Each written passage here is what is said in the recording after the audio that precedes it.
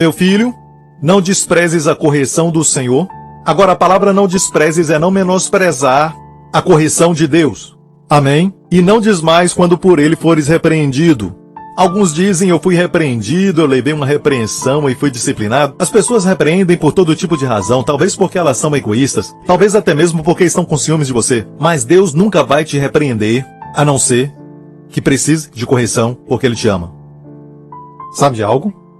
Sempre aprendemos algo. Às vezes minha esposa fala algo que eu não estou vendo, uma coisa que eu não percebo, e às vezes é difícil aceitar, mas eu tenho que parar e pensar. E falo comigo mesmo, eu posso tentar me defender ou então aprender, porque eu sei que ninguém me ama como ela me ama. Meus amigos não falam nada, e algumas vezes você tem amigos assim, mas alguém pode estar te traindo, alguém pode estar até mesmo te roubando, até mesmo um sócio seu, e mais tarde você descobre e diz, mas essa pessoa, eu não sabia que ele era capaz de fazer uma coisa dessa. Eu fico chateado porque era o meu sócio, e o seu amigo, bom amigo, diz, eu já sabia disso. Que tipo de amigo, hein? Amém? Conhece alguém assim? Tenho certeza que sim. Eu não queria falar nada. Não. Sabe? Você não me ama o suficiente. Não o suficiente para me avisar. Mas o marido e a esposa sempre falam, não é? E falam até demais, eu entendo. Mas eles falam, certo? Amém? Então você precisa parar e pensar um pouquinho. Ou talvez você não é muito paciente. E às vezes pode ser isso. Você tem que parar e pensar que Deus usa como um alto-falante do céu sua esposa.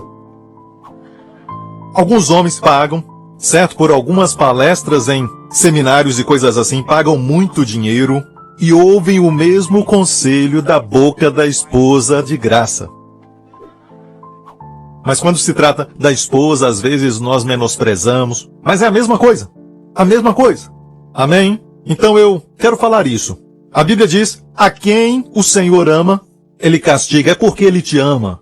Quando você é corrigido por muitas vezes estar assistindo muita televisão, certo? Novela. E você fica até tarde da noite e não dorme direito. Olha bem, sinta o amor. E no próximo dia as coisas não vão bem, você está cansado e as coisas não saem direito. Não culpe a Deus. Culpe-se a si mesmo e diga, Senhor, muito obrigado por me despertar. Obrigado, Senhor, porque Tu queres um novo estilo de vida para mim, porque o Senhor me ama. Sinta o amor. Amém? Amém? Sabe de uma coisa? Deus disciplina e treina as pessoas que Ele ama. Os de alta vocação, especialmente. Eu já experimentei isso e já fiz a minha própria observação. O rei Saul, que Deus não havia escolhido. Deus nunca tratou com ele nunca peregrinou no deserto, morou em cavernas, como alguns fizeram, ele nunca fez. Ele foi direto ao trono. Não houve tratamento. Porque ele não foi escolhido de Deus. Mas Davi, não foi nada fácil para ele, não foi nada fácil. Quando ele foi ungido por Samuel, ele não foi direto ao trono. Olha, ele teve que passar pelo deserto, não é? Amém? Está me ouvindo? Até José, que teve sonhos e sonhos da parte de Deus. E você sabe que Deus o chamou e talvez você também foi chamado por Deus e teve sonhos e visões, mas de repente, você olha para a sua vida e vê que está passando por grandes dificuldades e pergunta onde está Deus. Não, José sofreu muito. Foi lançado numa cisterna. Ele pensou que ia direto para o trono, mas ele foi lançado na cisterna, e cisterna é lugar de treinamento de profeta. Alguns de vocês estão agora mesmo passando por treinamento. Deus quer que você seja salvo, mas você vai chegar ao trono. E Davi, porque foi treinado, o povo dizia, bem, somente o que vai para a guerra pode pegar os despojos. Davi disse não. Todo mundo vai pegar o mesmo tanto. Aqueles que ficaram e os que foram. E suas atitudes se tornaram reais, se tornaram de rei, se tornaram celestiais. Os que estavam com Davi sabiam. Ele não precisava de uma coroa, sabiam que ele era rei. Por causa do seu caráter, o domínio próprio, a postura. Tudo isso porque ele passou pelo tratamento de Deus no deserto. Imagina quando ele estava na caverna de Adulão. Vamos dizer que nós vamos agora viajar no tempo. Você assiste muitos filmes assim, então vamos viajar. Viajar no tempo, estamos voltando ao passado agora mesmo, com um microfone, e vamos agora até a caverna de Adulão, e Davi estava se escondendo do rei Saul, certo? Ele já tinha sido ungido. Cerca de 1 ou 2 anos ele havia sido ungido, tinha sido ungido, na presença dos seus irmãos, pelo profeta Samuel, que derramou óleo sobre ele. Ele ouviu as palavras do homem de Deus dizendo, Deus agora te ungiu, mas agora ele está fugindo. Fugindo como um animal que está sendo caçado.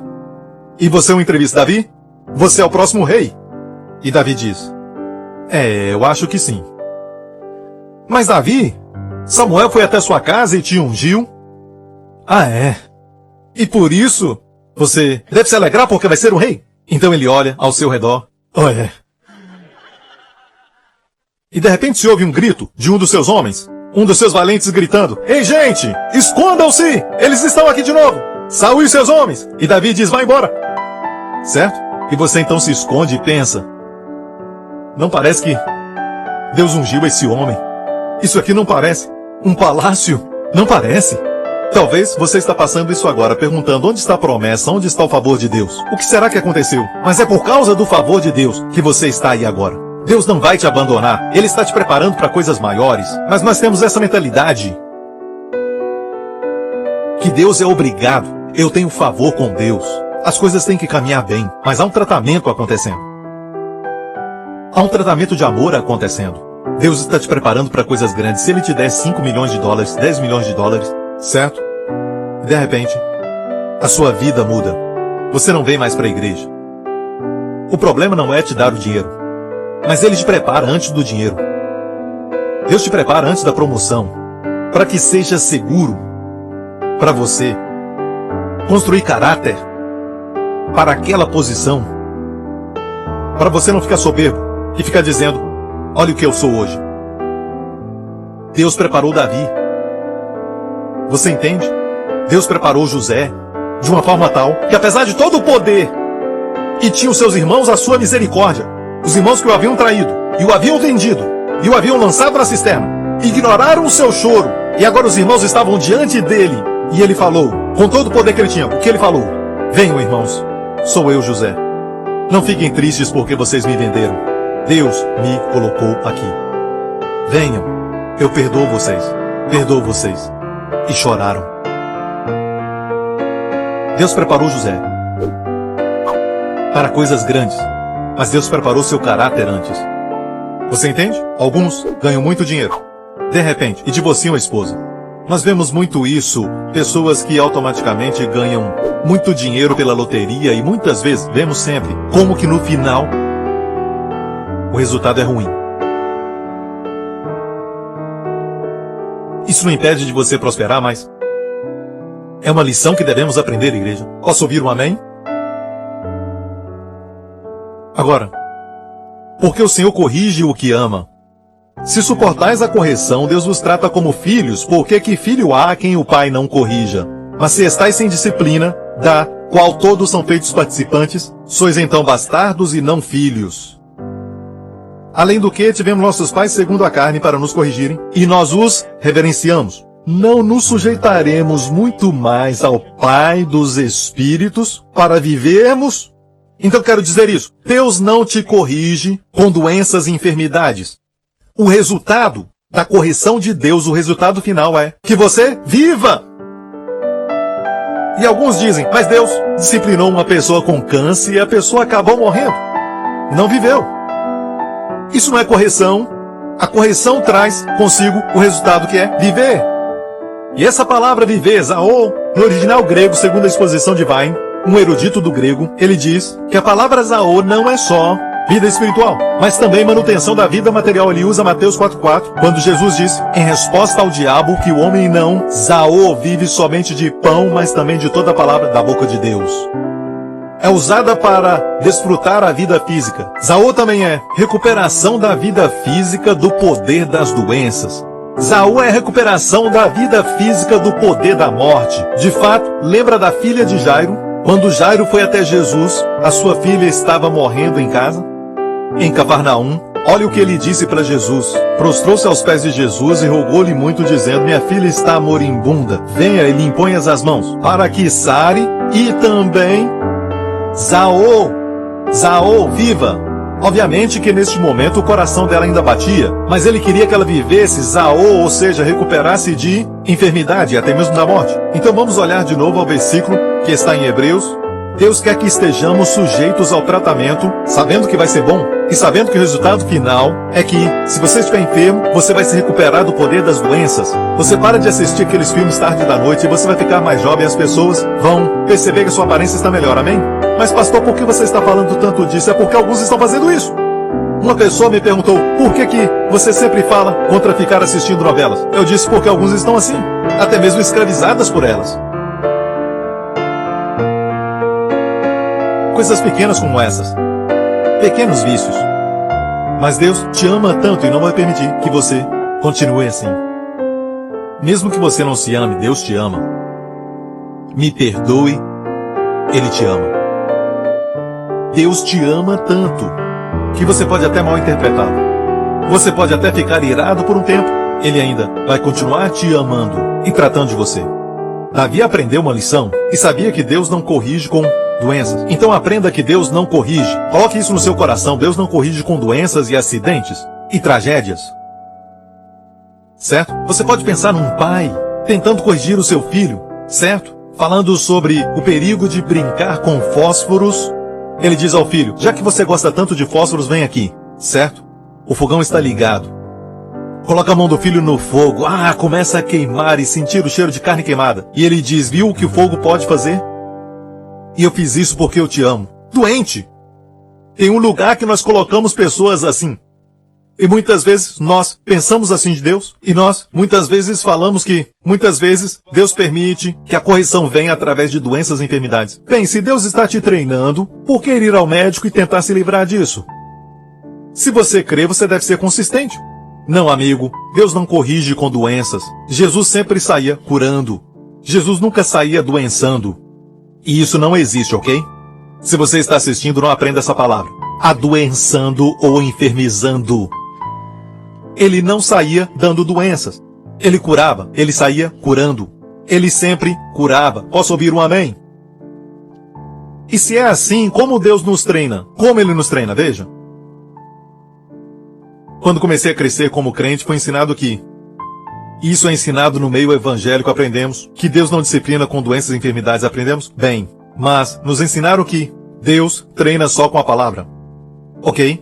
Eu tenho um problema com a palavra somente. Deus treina somente com a sua palavra. Por quê? Muitas vezes, deixe-me falar isso. Eu concordo que a palavra de Deus é número 1, o mais elevado e melhor método para nos treinar. Amém? Estou certo? Mas muitas vezes, o filho de Deus que precisa de treinamento não conhece a palavra.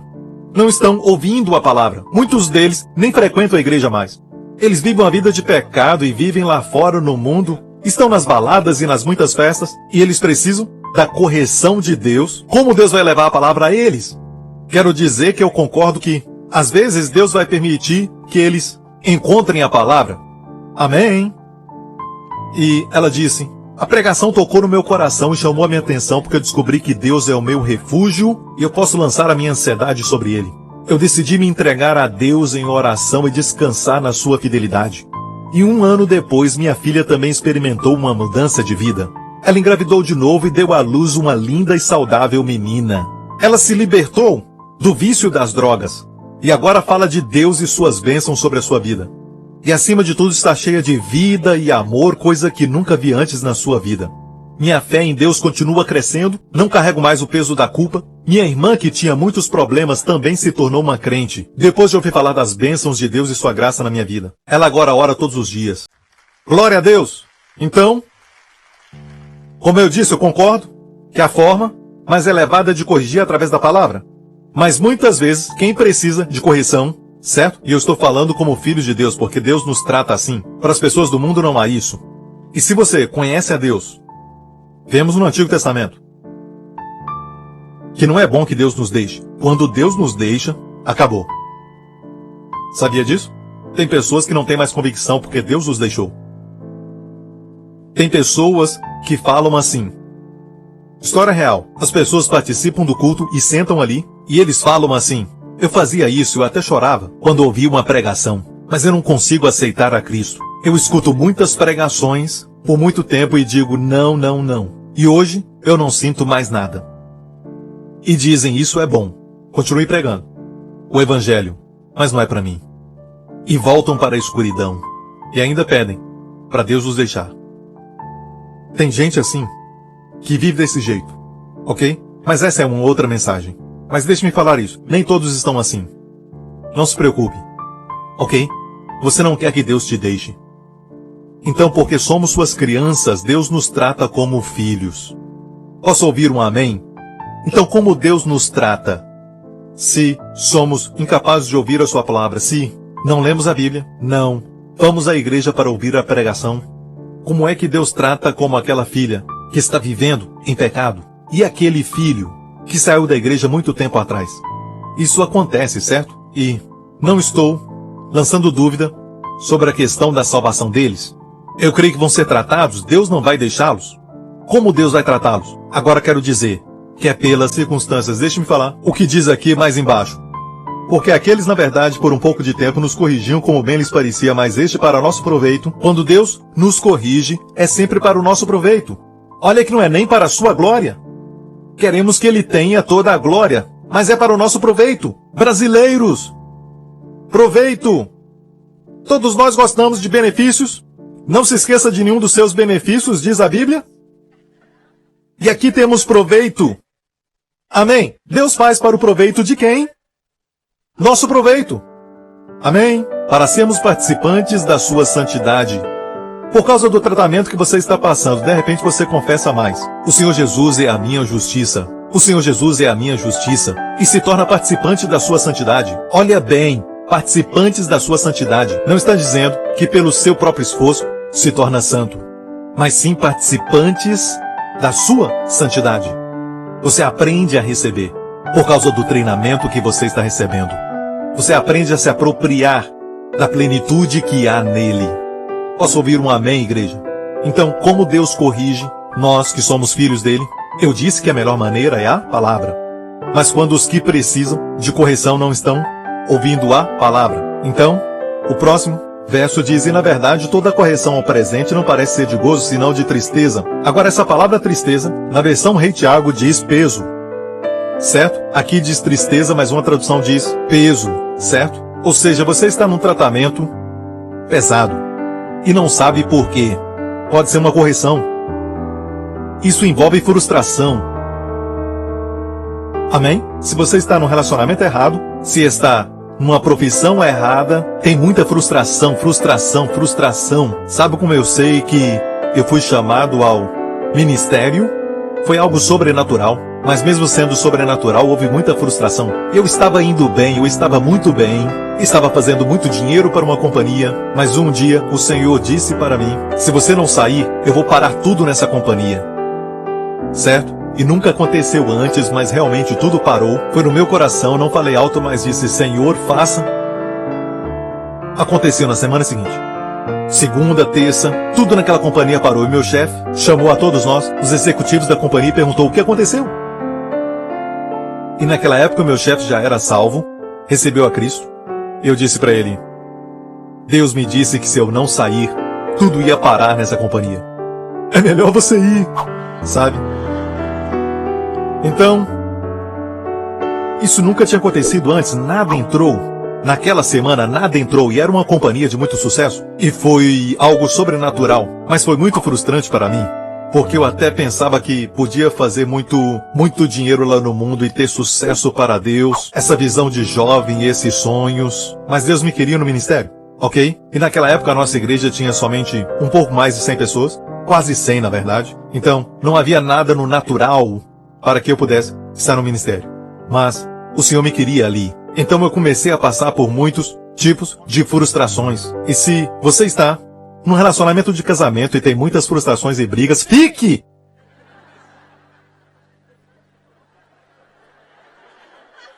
Você acha que eu não sei o que você está pensando? A época de procurar a pessoa certa acabou. Não fale mais sobre isso, nem pense e sonhe sobre isso. Comece a pensar em ser a pessoa certa. Está me ouvindo? Em ser a pessoa certa, amém?